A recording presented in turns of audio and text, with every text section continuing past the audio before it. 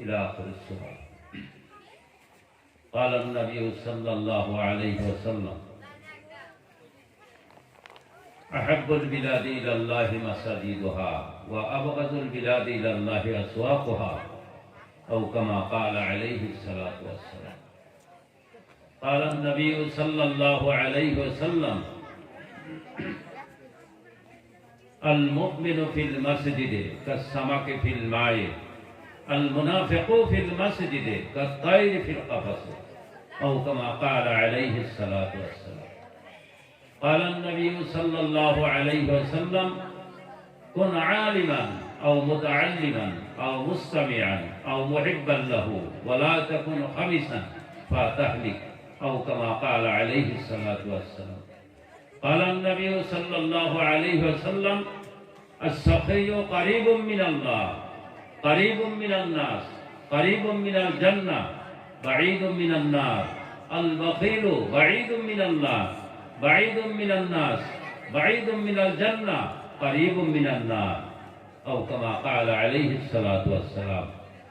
قال النبي صلى الله عليه وسلم: تركت فيكم أمرين لن تزلوا ما تمسكتم بهما، كتاب الله وسنة رسوله، أو كما قال عليه الصلاة والسلام. لله الحمد ثم الصلاة والسلام على خير الورى بدر الدجى نور الهدى صاحب قاب قوسين أو أدنى رسول الثقلين نبي الحرمين إمام القبلتين شفيع الأمم في الدارين خاتم النبيين رسول رب العالمين. মাহতারাম সদর, হযরত উলামা ইকরাম, সম্মানিত সুধীমণ্ডলী, বুজুর্গানেদিন, আমার দিনদার ইমানদার মুসলমান ভাইরা, পর্দার আড়ালের মা বোনেরা, আসসালামু আলাইকুম ওয়া রাহমাতুল্লাহি ওয়া বারাকাতুহু। বিনয় অবনীত চিত্তে, শ্রদ্ধা জড়িত কণ্ঠে, হৃদয়ের সবটুকু আবেগ উজাড় করে, জীবনের সবটুকু শ্রদ্ধা নিবেদন করে আমরা সকলেই পড়ছি আলহামদুলিল্লাহ। আল্লাহ রাব্বুল ইজ্জত ওয়াল জালাল তিনি দয়া করে, মেহেরবানি করে, আদর করে, দরদ করে, স্নেহ করে, যত্ন করে আমাদেরকে এমন এক মেহফিলে বসার জন্য সুযোগ করে দিলেন, যে মহান মালিক আমাদেরকে এমন এক মজলিসে বসার জন্য তৌফিক এনায়েত করেছেন, যে মজলিসের তুলনা দয়াবান মেহেরবান রব্বুল আলামিনের আরশের নিচের জমিনের উপরে এর চাইতে শ্রেষ্ঠ মাহফিল দ্বিতীয় আর একটি হতেই পারে না। সবাই একযোগে সবাই শুরু করুন আলহামদুলিল্লাহ। সুতরাং চারিত্রিক বলিষ্ঠতা, ইমানি যোগ্যতা, দুর্নীতি এবং স্বজনপ্রীতি মুক্ত প্রশাসন, সন্ত্রাস মুক্ত শিক্ষাঙ্গন, ধর্মীয় অনুশাসন বিশ্বাসী জনগোষ্ঠীকে উপহার দিতে পারে যা একমাত্র আল কোরআন। বলেন সুবহানাল্লাহ। তিনি কোরআনে কারীম দিয়ে বিশ্ব নবী হাবিবুল্লাহ আখিরি জামানার পয়গম্বর মুহাম্মদ আরবি সাল্লাল্লাহু আলাইহি সাল্লাম, তিনি কোরআনে কারীম দিয়ে বিশ্বের ভিতরে একটা জাতির পরিবর্তন এনে দিয়েছিলেন। বলেন সুবহানাল্লাহ। তিনি কোরআনে কারীম দিয়ে বিশ্বের ভিতরে রেডিক্যাল চেঞ্জ এনে দিয়েছিলেন। বলেন সুবহানাল্লাহ। আমার বন্ধুগণ, আপনারা বিশ্বাস করুন, আমি আমার হৃদয়ের সবটুকু বিশ্বাস নিয়ে কথা বলছি। কোন জাতি, কোন কওম, কোন সম্প্রদায়, কোন জনগোষ্ঠী, কোন দেশ, কোন সমাজ জাতির সুখ এবং দেশের কল্যাণ যদি বয়ে আনতে চায়, তাহলে একমাত্র কোরআনে কারীমের দ্বারা সম্ভব। বিকল্প পথ পৃথিবীর জমিনে দ্বিতীয় আরেকটি নাই। বলেন সুবহানাল্লাহ। যে বিশ্ব হাবিবকে জড়িয়ে করে আমরা দিন পেয়েছি, ইসলাম পেয়েছি, কোরআনে কারীম পেয়েছি, মায়ের পায়ের নিচে সন্তানের জান্নাত ও জান্নাতের দরজা তার বাবা, আমরা বুঝতে পেরেছি যে বিশ্ব হাবিবের সারা জীবনের মেহনতের বদৌলতে আমরা দিনদার ইমানদার মুসলমান হতে পেরেছি। বলেন সুবহানাল্লাহ। আল্লাহর হাবিব আমাদেরকে দিন আতা ফরমাইলেন, ইসলাম উপহার দিলেন। এটা আমরা খুব সস্তা এবং সহজ মনে করেছি। সস্তা এবং সহজে নয়। দিন জমিনে কায়েম করতে গিয়ে নবীজির মাথার হেলমেট ভাঙিয়া লোহার টুকরা ঢুকে অসংখ্য রক্ত ঝরেছে। নবীজির দান শহীদ হইলেন। নবীজি আমার তাইফের জমিনে মার খাইলেন। শুধু তাই নয়, লক্ষ লক্ষ সাহাবাগণ কাফেরের অস্ত্রের তলে ছাগল বকরির মতো জবাই হলেন। অসংখ্য সাহাবাদের ডেড বডির উপর ইসলামের ফাউন্ডেশন নির্মাণ হলো, যার বদৌলতে আজকে জালিসুর রহমানে বসিয়া, জান্নাতের বাগানে বসিয়া, গুনাহ মাফির মেহফিলে বসিয়া, রহমতের প্যান্ডেলের নিচে বসিয়া, আল্লাহর বাড়ির আওতায় বসিয়া উলামা হযরতদের সুললিত কণ্ঠে হাদিস ও কোরআনের রশনির থেকে দিনের বক্তব্য শোনার সুযোগ পেলাম। এটা সস্তা এবং সহজে নয়। বলেন সুবহানাল্লাহ। আমরা কিন্তু ভাই সস্তা মনে করছি। আল্লাহর হাবিব দিন জমিনে কায়েম করতে গিয়ে আমাদের এত দিলেন। সেই নবীজির উপরে দরুদ সালাম সবাই করুন সাল্লাল্লাহু আলাইহি ওয়াসাল্লাম, সাল্লাল্লাহু আলাইহি ওয়াসাল্লাম, সাল্লাল্লাহু আলাইহি ওয়াসাল্লাম। ও সালাম আমার উপস্থিত মহামাননীয় সভাপতি সাহেব ওলামা ইকরাম বুজুর্গানের দিন আমার বন্ধুবর্গের প্রতি দীর্ঘ সময় থেকে নিয়ে হাদিস ও কোরআনের রশনির থেকে দিনের বক্তব্য আপনারা শুনেছেন। আমার অত্যন্ত মহব্বতের মানুষ আপনাদের এই অঞ্চলের সুনামধন্য ওলামা হযরতের ভিতরে আমাদের হযরত মুফতি কোরবান আলী সাহেব অত্যন্ত মূল্যবান বক্তব্য আপনাদের সামনে পেশ করেছেন।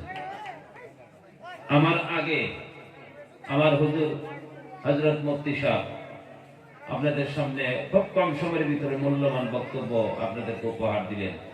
আমার তো মনে হয় আর বয়ানের প্রয়োজন নাই। যত সুন্দর বক্তব্য আপনাদের সামনে পেশ করা হয়েছে সেগুলো আমল করতে পারলে দুনিয়া আখিরাত আমাদের জন্য সুখময় হবে। আমরা একজন সোনার মানুষ ঈমান নিয়ে কবরে সফর করতে পারবো বলেন সুবহানাল্লাহ। কলিলুল মুবানি কাসিরুল মানি, বয়ানটা যদি শর্ট হয় তার অর্থটা বেশি করে জানিয়ে যদি আমরা বেশি আমল করতে পারি তাহলে আমরা দুনিয়া আখিরাতের কামিয়াবি হাসিল করতে পারবো বলেন সুবহানাল্লাহ। আমার বন্ধুগণ, আল্লাহর রাসূল বলেছেন মাজালিসুল ইলমি ওয়াজ যিকরি রাউজাতুন মিন রিয়াজিল জান্নাহ। নবীজি বলেন যে মাহফিলে হাদিস ও কোরআনের বক্তব্য রাখা হয়, যে মাহফিলে ইলমে দ্বীনের আলোচনা করা হয়, যে মাহফিলে আল্লাহর জিকির করা হয়, সেই মাহফিলকে নবীজি আমার জান্নাতের বাগান বলে ঘোষণা করলেন বলেন সুবহানাল্লাহ। নবীজির কথার প্রতিফলন এটা বেহেশতের বাগান বলেন সুবহানাল্লাহ। বেহেশতের বাগান, জান্নাতের বাগান। যদি জান্নাতের বাগান হয় তাহলে জান্নাতের বাগানে কেরা কেরা বসতে পারে ভাই? জান্নাতের বাগানে কোন মানুষ বসতে পারে? যারা জান্নাতি মানুষ তারাই তো বসতে পারে নাকি গণ? যারা জান্নাতি মানুষ তারা তো বসতে পারে। আমার বন্ধুগণ, তাই যদি হয় তাহলে এই মাহফিলে যারা বসলেন, যারা বাহিরে রাস্তাঘাটে চলাফেরা করতেছেন, ঘোরাঘুরি করতেছেন দোকানে, তাদের কথা নবীজি আমার বলেন নাই? এই রহমতের প্যান্ডেলের ভিতরে, বেষ্টনের ভিতরে যারা বসলেন তাদের কথা নবীজি বলেছেন এটা বেহেশতের বাগান। তাহলে নবীজির কথার প্রতিফলনে আপনারা সবাই জান্নাতি বলেন সুবহানাল্লাহ। মনে মনে কইতেছেন যে হুজুর যে ফতোয়া দিছে একবার হস্তা, বেহেশতে যাইবার গেলে অনেক বেদাল আছে। কলেমার মৃত্যু, কবর, হাসর, ডাইন হাতে আমলনামা, পুলসিরাত, মিজানের পাল্লা। তারপরে আল্লাহ দয়া করে যদি জান্নাতে যায় তাহলে জান্নাতে যেতে পারবেন আল্লাহর দয়া। কিন্তু হুজুর যে ফতোয়া দিছে যে আমরা জান্নাতি মানুষ, তাইলে বেহেশতে গেছি কি আল্লাহর রহমত? খালি মরবার বাকি, মরলেই দরকার। হ্যাঁ, একটু সাহস এসে না? যাই হোক, যেটাই হোক, একটু সাহস এসে না অন্তরের ভিতরে? না, হুজুর যারা কইছে আল্লাহ যদি যা হোক আল্লাহ নিব, আচ্ছা না? একটু সাহস এসে নাই? একটু হস্তা মনে হয়েছে, তাই না? আসলেই সস্তা, আসলেই সস্তা। কোন ছেলে যদি মুরগি চুরি করে, রাস্তা দিয়ে যায়, 10 দিন 15 দিন পরে তার দোকানে বসে কোন মানুষ আঙ্গুল থেকে দেখিয়ে দিব যে এই ছেলেটা মুরগি চুরি করে না নাই, গরু চুরি করছে, গরু চোর। আমার বন্ধুরা, কোন মানুষ জুয়ে খেলিয়া 50,000 টাকা লস করছে, ক্ষতি দিছে, হাইরা গেছে, ওই মানুষটাকে দেখিয়ে দিবে যে এই মানুষটা জুয়ার রূপকলা নাই। আমার বন্ধুরা, তাই যদি কয়, আমার বন্ধুগণ, যে মানুষটা 5 বার করে আল্লাহর পবিত্র বাড়িতে যে মসজিদে যে আল্লাহকে সাজদা করে, তার মাথাকে, কপালকে, সরকে মহান আল্লাহর দরবারে সাজদায় লুটিয়ে দেয়, আমার বন্ধুরা, ওই মানুষটাকে মুসল্লি বলা হয় না নাই?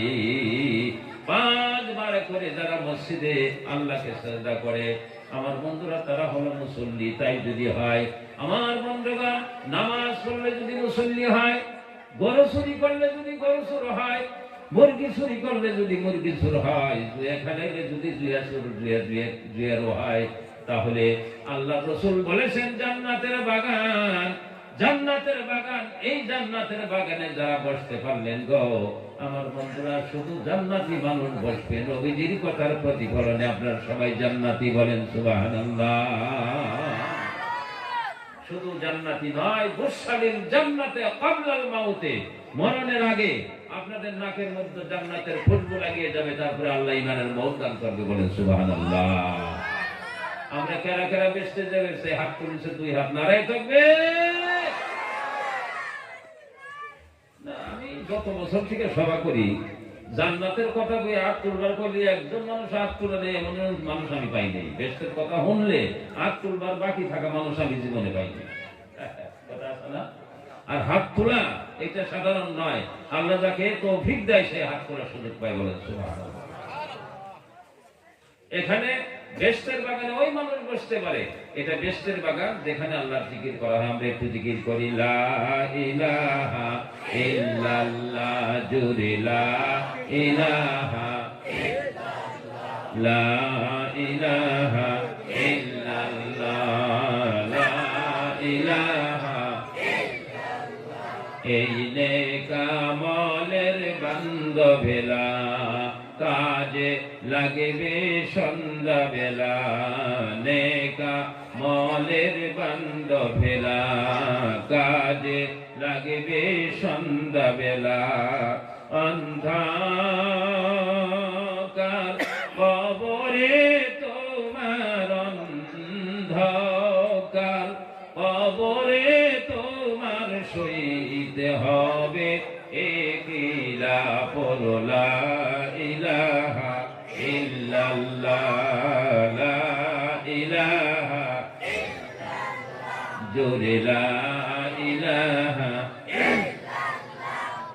গাউস কুতুব অলি আল্লাহ মৌলার প্রেমের আগুনে পুরে কয়লা, গাউস কুতুব অলি আল্লাহ মৌলার ইশকের আগুনে পুরে কয়লা।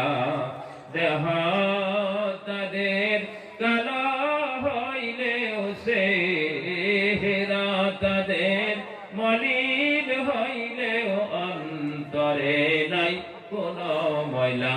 পরলা ইলাহা ইল্লাল্লাহ, লা ইলাহা লা ইলাহা ইল্লাল্লাহ, লা ইলাহা ইল্লাল্লাহ মুহাম্মাদুর রাসূলুল্লাহ সাল্লাল্লাহু আলাইহি ওয়াসাল্লাম।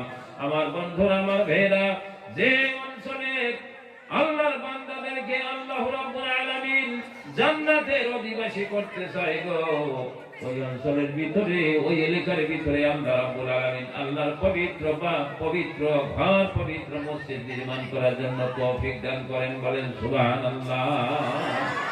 আমার বন্ধুরা, আমার ভাইরা, এই জন্য আপনারা যে সুন্দর মসজিদ নির্মাণ করলেন, আমি মসজিদের ভিতরে বসিয়া আল্লাহর পবিত্র বাড়ির ভিতরে বসে আমার মনে হইল এখানে আল্লাহর নূর চমকিতেছে বলেন সুবহানাল্লাহ। আমার বন্ধুরা, আমার ভাইরা, ওই মানুষ আল্লাহর ঘর মসজিদ নির্মাণ করে গো।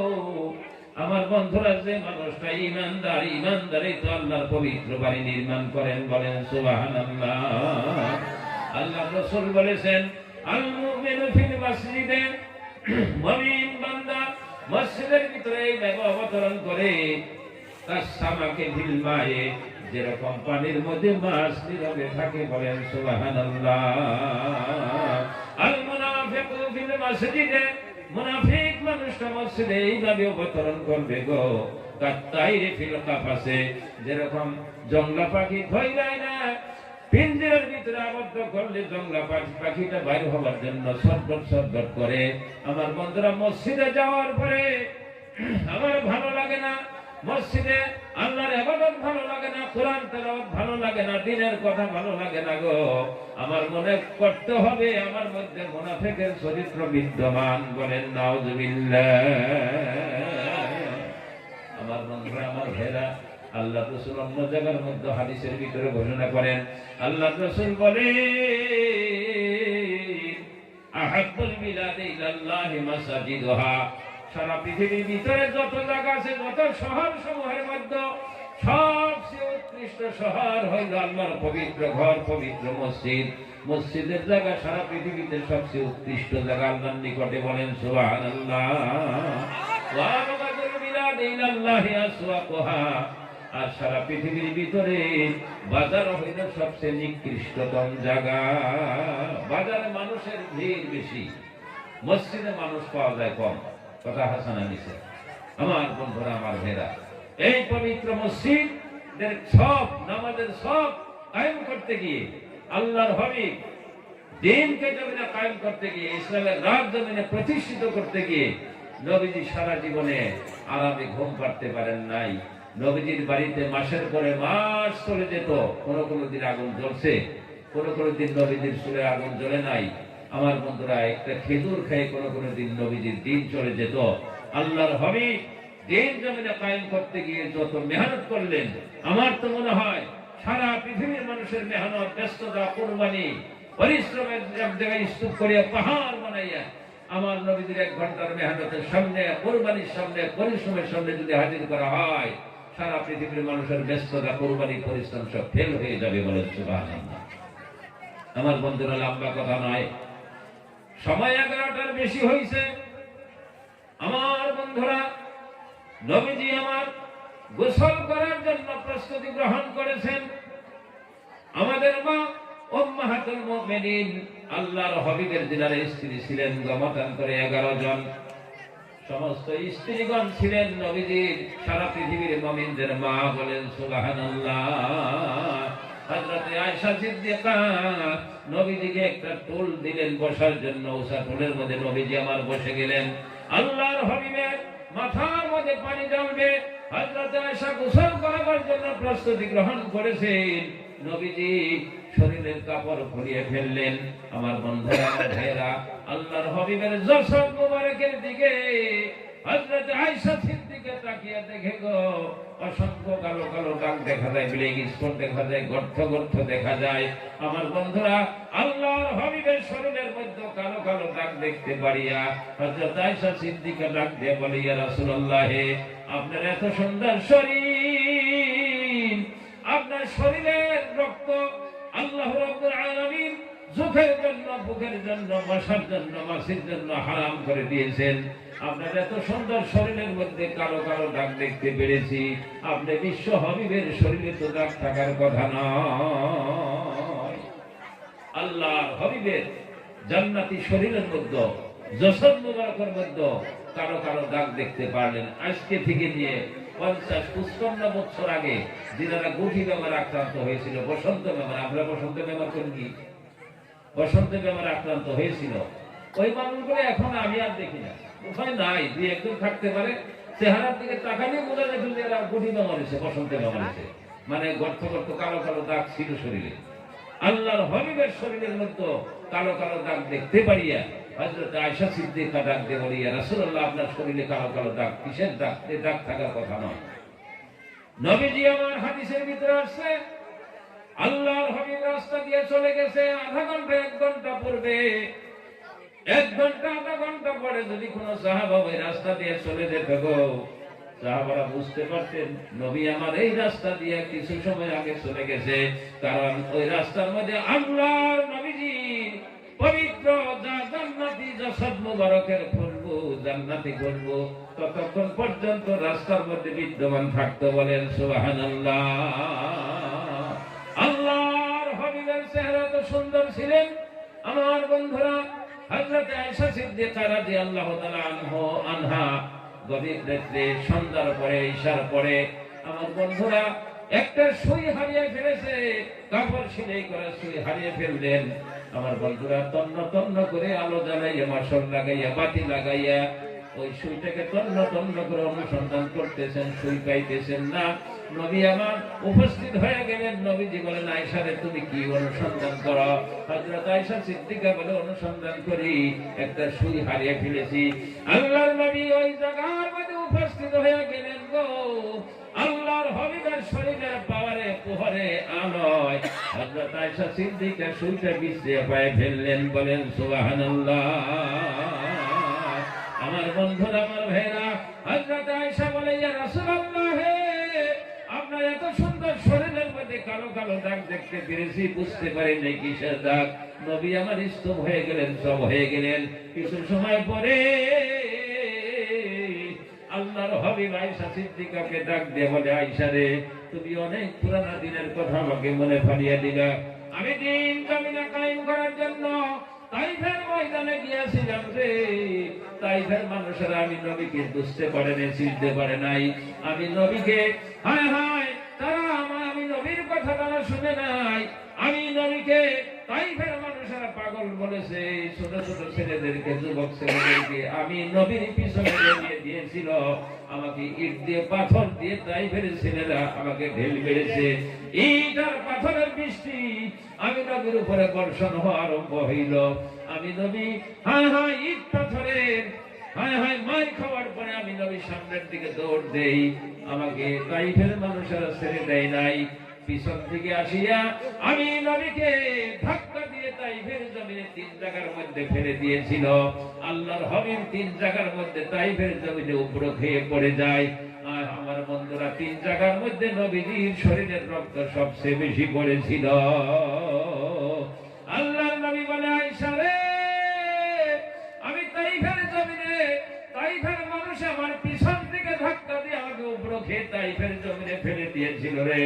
আমি নবী তাইফের জমিনে পড়ে যায় হায় হায় অজ্ঞান হয়েছিলাম। তাইফের জমিনের উপরে আমি নবী গড়াগড়ি পারি গড়াগড়ি বেড়েছিলাম। তাইফের ভাঙ্গা ভাঙ্গা পাথরগুলো, সোখা সোখা পাথরগুলো, টুকরো টুকরো পাথরগুলো আমি নবীর শরীরে ঢুকে গিয়েছিল আর ঘাও হয়েছিল। ওই ঘায়ের দাগ এখন পর্যন্ত আমি নবীর শরীর থেকে নিচ্ছিন্ন হয়ে যায় নাই। ওই কালো কালো দাগ স্পট তোমরা দেখতে পেরেছ। এটা হইল তাইফের জমিনে মার খাওয়ার দাগ আমার শরীরে বিদ্যমান আছে। আমার বন্ধুগণ, নবী আমার তাইফের জমিন থেকে একটু হুঁশ হয়ে উঠে গেলেন গো।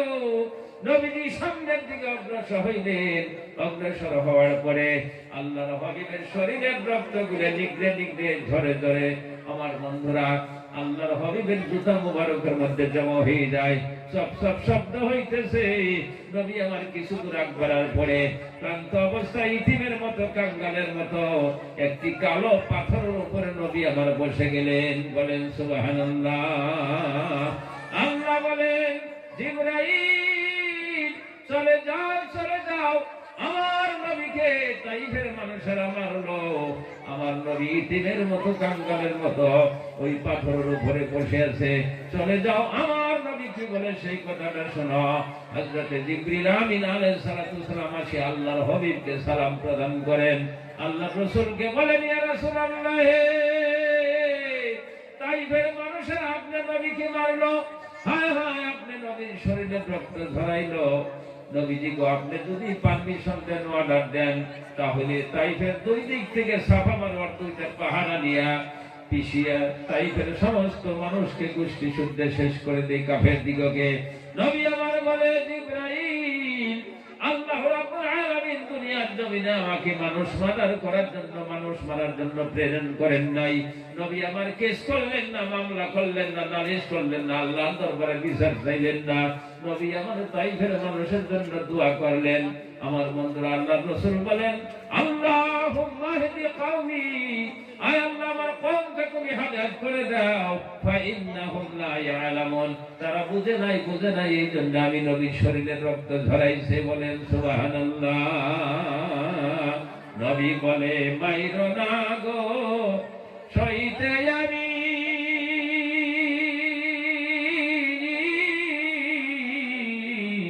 পারি না। আমি যে নবী, আমায় তোমরা মাইরো না। আমার সোনার ভাইয়েরা, আমার বন্ধুরা, দিন জমিনে কায়েম করতে যায় আল্লাহর হাবিব পৃথিবীর জমিনে যত কষ্ট করেছে, আমার বন্ধুরা, দাঁত ভাঙা দিনকে আমরা মূল্যায়ন করতে পারি নাই। আমার বন্ধুরা, আল্লাহর হাবিবের সারা জীবনের মেহনতের প্রতিফলনে আল্লাহর পবিত্র বাড়ির আওতায় বসে আমরা দিনের কথা শোনার সুযোগ পেয়েছি। বলেন সুবহানাল্লাহ। লা ইলাহা ইল্লাল্লাহ। 5 বার করে আল্লাহর সঙ্গে সাক্ষাৎ হয়, দিদার হয়। আমার বন্ধুরা, 5 বার করে মুমিন বান্দা আল্লাহর ঘরের মধ্যে যায়। যখন আল্লাহ হুকুম আদায় করে সেজদা করে মহান আল্লাহকে। আমার বন্ধুরা 5 বার করে মেরাজ হয়ে যায়, বলেন সুবহানাল্লাহ। আমার বন্ধুরা, আমার ভাইরা, আল্লাহর ইবাদত খানা, ইবাদতের ঘর, আল্লাহর পবিত্র বাড়ি। আল্লাহ রাব্বুল আলামিন কোরআনে কারীমের ভাষায় বলতেছেন, একমাত্র আমি আল্লাহর ইবাদত করবে, আর কারো ইবাদত করবে না। আল্লাহ বলেন, আমি আল্লাহর ইবাদতের পরে তোমাদের মা বাবার সঙ্গে তোমরা শব্দ ব্যবহার করো। ওয়াবিল ওয়ালিদাইনি ইহসানা, তোমার মা বাবার সঙ্গে তোমরা শব্দ ব্যবহার করো, ইহসান করো, আদর করো, খেদমত করো, যত্ন করো। বলেন সুবহানাল্লাহ। আমার বন্ধুরা, আমার ভাইরা, আল্লাহর ইবাদত করার পরে মা বাবার সঙ্গে ভালো ব্যবহার করার কথা আল্লাহ রাব্বুল আলামিন কোরআনে কারীমের ভাষায় ঘোষণা করেছেন। আল্লাহ বলেন,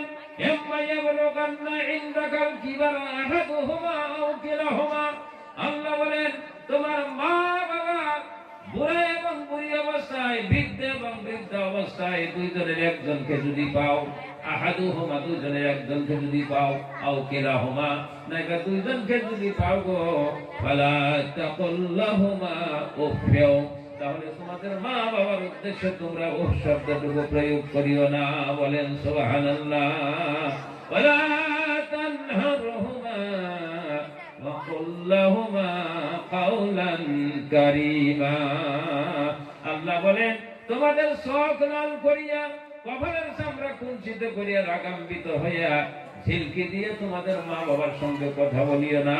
যখন তোমরা বাক্যলাপ করবে, কথা বলবে গো, তোমরা ভদ্রতার সহিত, আদরের সহিত কথা বলিও। আমার বন্ধুরা, বর্তমান সময় কিছু কিছু যুবকেরা আছে, ছেলে সন্তান আছে, মা বাবা বৃদ্ধ এবং বৃদ্ধা হয়ে গেলে, আমার বন্ধুরা, তাদের সঙ্গে ব্যবহার, আপনার ভালো ব্যবহার করা আমরা জানি না। কথা হাসান আমি গো, আল্লাহর ওয়াদা যে তোমাদের মা বাবার সঙ্গে তোমরা ভালো ব্যবহার করো। আল্লাহ বলেন, وَقُلْ لَهُمَا قَوْلًا كَرِيمًا وَاخْفِضْ لَهُمَا جَنَاحَ الذُّلِّ مِنَ الرَّحْمَةِ وَقُلْ رَبِّ ارْحَمْهُمَا كَمَا رَبَّيَانِي صَغِيرًا। আল্লাহ বলেন, তোমার মা বাবার সামনে যখন তোমরা দাঁড়িয়ে যাও, তখন তোমাদের রহমতের বাহু বিছিয়ে দাও। আর তোমরা ছোট মোটো হয়ে দাঁড়াও, জিরো হয়ে দাঁড়াও, হিরো হয়ে দাঁড়াও না, চোরের আসামির মতো হয়ে দাঁড়িয়ে যাও, দারোগার মতো দাঁড়াও না।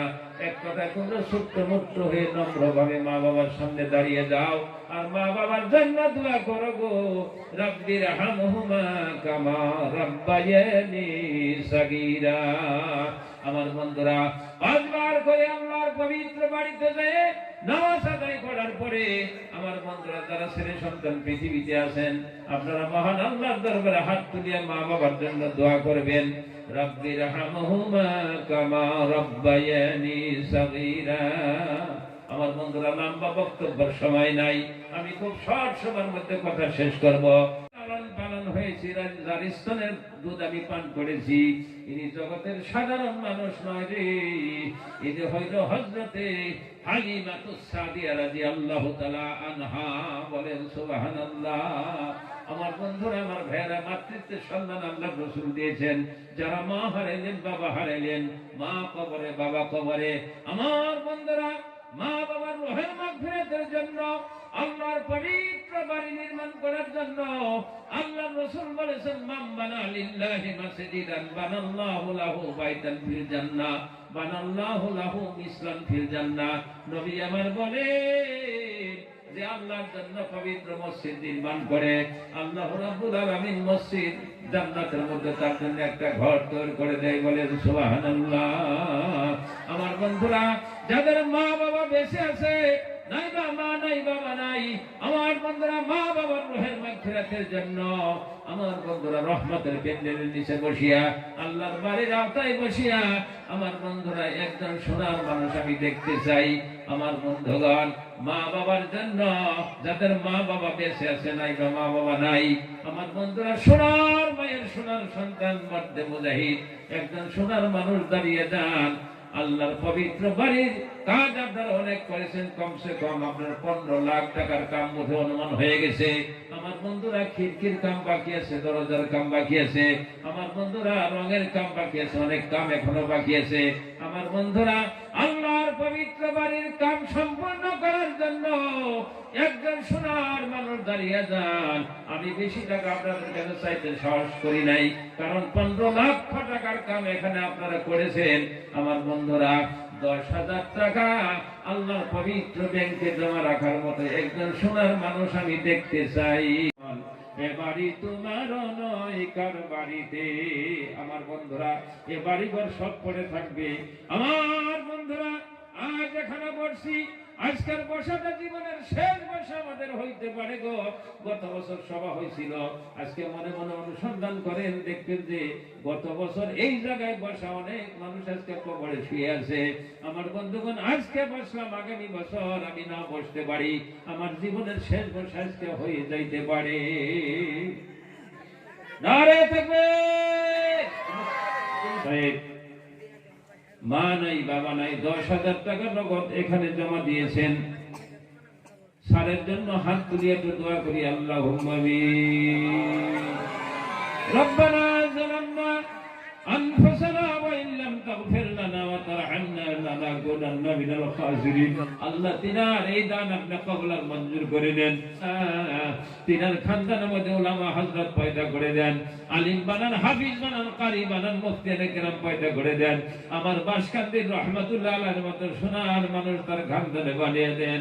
বিরহমাতিকা ইয়া আরহামার রাহিমিন। নারে তাকবীর। একজন সোনার কয়েক ভাই মিলে 10,000 টাকা, 1,000 টাকা নগদ দিয়েছে। মা বাবা আছেন? বাবা নাই, মা বেঁচে আছে। নজরুল ইসলাম সাহেব, বাবা নাই, মা বেঁচে আছে। রহমান তুমি অতি দয়াবান নিজকু। বানিসুদ্দিন ভাই, বর্তমানে যুবক ভাই জাতির মেরুদণ্ড, মা বাবা বেঁচে আছে গো। 10,000 টাকা, 2,000 টাকা নগদ দান করেছে। যুবক ভাইয়ের দান আল্লাহ কবুল করে, মঞ্জুর করে। তার হাতের গুনাহ, পায়ের গুনাহ, চোখের গুনাহ, মুখের গুনাহ, জাহেরি গুনাহ, বাতিনি গুনাহ, জররি গুনাহ, কওলি গুনাহ, শিরকি গুনাহ, বেদাতি গুনাহ, সগীরা গুনাহ, কবিরা গুনাহ, জানা গুনাহ, অজানা গুনাহ, দিনের আলোকে রাত্রের অন্ধকারে জীবন চলার পথে যত পাপরাশি করেছে, সারা জীবনের সাইয়্যাত গুলোকে হাসানাতের দ্বারা তবদিল করে দাও, বলেন আমিন। আমার বন্ধুরা, 4 নম্বরে একজন মানুষ দাঁড়িয়ে যান।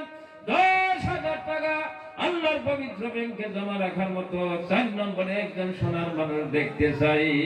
আসেন আসেন দানকারীগণ, দান হাতে লইয়া, দানের বরকতে যাবে জান্নাতে চলিয়া। আসেন না, 4 নম্বরে একজন মানুষ। আসেন ভাই, রাত অনেক। পর্দার আড়ালে মহিলা মানুষ, মা ভগ্নীগণ যিনারা আছেন, তিনাদের মধ্যেও থাকলে 10,000 টাকা একজন মানুষ আপনার খবর পাঠিয়ে দিতে পারেন। 4 নম্বরে একজন মানুষ আছেন, 10,000 টাকা। আমার বন্ধুরা, আমার বাড়ির নিকটে কয়েক মাস আগে একজন মানুষ আমার হাত ধরিয়ে মসজিদের সামনে কান্দা দিয়ে বৈশা গেল আর বলল, হুজুর গো, আমার নামের মধ্যে ডিপ লাগানো হয়েছিল, আমি ডিপটা 1 বছর ট্রাইব্যুনালে আমার বিচার হইল, 80,000 টাকা খরচ হয়ে গেছে। হুজুর গো, দোয়া করবেন। জানি না, এখন আমার বাবার নামের মেডিকেল মাটির কাগজ আমার নামে চাই। হুজুর জানি না, দোয়া করবেন, আল্লাহ আমাকে হেফাজত করবে, নাকি টেনশন কেটে আমি অধিবাসী হয়ে যাব। হায় হায়, 80,000 টাকা খরচ করছে, কোন গ্যারান্টি নেই। আমার বন্ধুরা, আল্লাহর পবিত্র বাড়ি নির্মাণ করার জন্য 10,000 টাকা খুব বড় কথা নয়। আল্লাহ আপনাকে প্রত্যেক কিসিমের মুসিবত থেকে হেফাজত রাখছে। শুকরিয়া আদায় করার জন্য 10,000 টাকা 4 নম্বরে একজন সোনার মানুষ দেখতে চাই। আসেন ভাই, একজন 4 নম্বরে একজন মানুষ আসেন। আহারে খোদার প্রেমে আসো ধান্দা, একদিন হরিবে আন্ধার, ভাবে বোঝা যায়। টাকা পয়সা জমিদারি, পাইয়াছ সুন্দর নারী, করিতেছ বাহাদুরি এই দুনিয়ায়। যেদিন আসবে রে জমের কাছারি, করবে তোমায় ডিগ্রি জারি, মালকুয়ারা পিয়াদায় সে বান্দিবে তোমায়। আহারে খোদার বান্দা কার প্রেমে আসো ধান্দা, একদিন হরিবে জান্দার ভাবে বোঝা যায়। হাসরের মাঠের পরে ৭৩ কাতার করে একে একে নেকির পাল্লা বক্সাইবে ভাই। যার নেকি কম হইবে তাহাকে দুজকে দিবে, দয়াল নবীর সাফায়াতে নিমিশেতে যায়। আহারে খোদার বান্দা কার প্রেমে আসো ধান্দা, একদিন হইবে জান্ধার ভাবে বোঝা যায়। ৫,০০০ টাকা দেওয়ার মতো একজন মানুষ আছেন ৪ নম্বর। আসেন না কোনো ভাই? আসেন, খুব কম সময়ের ভিতরে আসেন, রাত অনেক হয়েছে। ৫,০০০ টাকা, ৫,০০০ টাকা নাই? মাশাআল্লাহ, নারে তাকবীর।